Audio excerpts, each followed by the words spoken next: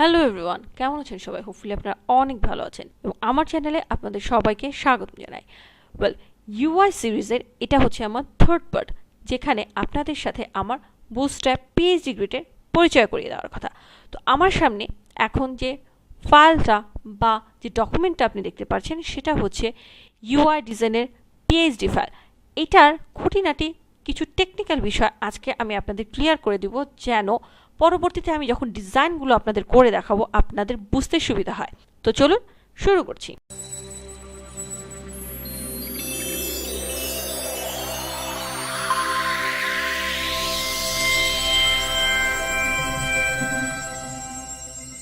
First এই পেজটা আমি জুম ইন করে নিচ্ছি যেন এটা আপনাদের বোঝাতে আমার একটু সুবিধা হয়। এটা হচ্ছে মেইনলি বুটস্ট্র্যাপ পিএইচডি গ্রেড।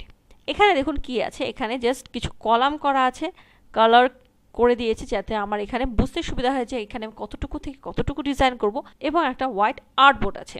তো জাস্ট এই আর্টবোর্ডের যদি আমি উইডথটা একটু মাপি, সেটা হচ্ছে আপনার দেখুন 1920। মানে এখানে যে ইউআই ফাইলটা আমি ওপেন করে রেখেছি এটা বেসিক্যালি লার্জ স্ক্রিন থেকে স্মল স্ক্রিন সব কিছুই খুব ভালোভাবে সাপোর্ট করবে।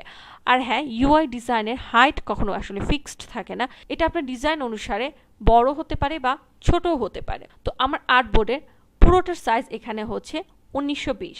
আমার এখানে যে অংশটুকুন রয়েছে এটাই হচ্ছে মেইন এরিয়া, যেখানে আমি আমার কন্টেন্টগুলো রাখবো। মানে পুরো আর্টবোর্ডে আপনি চাইলে ব্যাকগ্রাউন্ড বা ইমেজ রাখতে পারেন, বাট যে আপনার মেইন কন্টেন্টগুলো লাইক আপনার লোগো, আপনার সোশ্যাল মিডিয়া আইকনগুলো অথবা আপনার যে কোনো ইমেজ, এগুলো সব এই অংশের মধ্যে রাখতে হবে। এবং আমি দেখিয়ে দিচ্ছি এটা কোথা থেকে শুরু করে কতটুকু পর্যন্ত আপনারা রাখবেন। জাস্ট এই লাইন থেকে দেখুন, এই যে সেকেন্ড যে গ্রিড লাইনটা, এখান থেকে শুরু করে আপনি লাস্টে যে আগের লাইনটা আছে জাস্ট এতটুকু পর্যন্ত আপনি আপনার সকল কন্টেন্ট রাখবেন। মানে 1170 পিক্সেল পর্যন্ত এই অংশে আপনি আপনার যে কোনো কন্টেন্ট রাখতে পারবেন। এখন আমি সেকেন্ড পয়েন্টে যাচ্ছি যে এখানে এই কলামগুলো কেন। আগে দেখি কলাম কয়টা রয়েছে। 1 2 3 4 5 6 7 8 9 10 11 12। এখানে 12টি কলাম রয়েছে। এখানে এই 12টি কলাম কিন্তু বুটস্ট্র্যাপের যে ফ্রেমওয়ার্কটা সেটাকে রিপ্রেজেন্ট করে। সেখানেও কিন্তু 12টি কলামে ডিজাইনটি করা হয়। লাইক আপনি একটা রেক্ট্যাঙ্গেল হয়তো রাখতে চাচ্ছেন এখান থেকে এতটুকু পর্যন্ত। তো যখন সেই ডিজাইনারটি কোডিং করবে তখন দেখুন এখানে এই যে চারটি কলাম কিন্তু আপনি ইউজ করেছেন। সে যখন কোডিং করবে তখন সেই হিসাবেই সে 4টি কলামের কথা উল্লেখ করবে এবং অটোমেটিকলি এই ডিজাইনগুলো এই খাপের সাথে ম্যাচ করে এখানে কিন্তু বসে যাবে। এবার আমি আসছি এই মাঝখানে ফাঁকটার কথা। দেখুন সব জায়গায় কিন্তু সমান স্পেস রাখা হয়েছে, সেটা হচ্ছে 30 পিক্সেল। এই গ্যাপটা সব জায়গায় সমান কেন? এই অবস্থাটা মেইনলি যখন আপনি কোডিং করবেন তখন সৃষ্টি হবে। মানে হচ্ছে যখন আপনি ধরুন এখানে একটা হয়তো রেক্ট্যাঙ্গেল বা একটা ইমেজ রাখলেন এবং আপনি পরবর্তীতে সেটাকে নির্দেশ করছেন কোডিংয়ের মাধ্যমে যে হ্যাঁ এটার পাশে এরকম আরেকটা ইমেজ ক্রিয়েট করো। তো ফার্স্ট ইমেজ এবং সেকেন্ড ইমেজের মধ্যে অটোমেটিক্যালি এখানে 30 পিক্সেল গ্যাপ হয়ে যাবে, যার কারণে আপনার এখানে এই 30 পিক্সেলটা আলাদাভাবে শো করা হয়েছে যেন আপনি যখন ডিজাইন করবেন তো এই জিনিসটা যদি মাথায় রাখেন তাহলে আপনার ডিজাইন যেমন পারফেক্টলি হবে এবং ওয়েব ডিজাইনেরও ডিজাইন করতে অনেক সুবিধা হবে। একটা ওয়েবসাইটের ইউআই কিন্তু বিভিন্ন ভাগে বিভক্ত থাকে। তো আমি জাস্ট এই ভাগগুলোর সাথে আপনাদের পরিচয় করিয়ে দিচ্ছি। এই যে উপরে যে অংশটুকুন আপনারা দেখছেন, এই অংশটুকুন এটা হচ্ছে টপ বার। দেন এখানে দেখুন হোম, অ্যাবাউট আস, এগুলো যে কন্টেন্টটা ক্রিয়েট করা হয়েছে এটাকে বলা হচ্ছে মেনু বার। দেন এক একটা স্লাইডার হিসেবে কিন্তু আপনার বিভিন্ন পার্ট আসছে। এটা আপনি চাইলে হেডারের মধ্যেও রাখতে পারেন অথবা আলাদা একটা স্লাইডার হিসেবেও ক্রিয়েট করতে পারেন।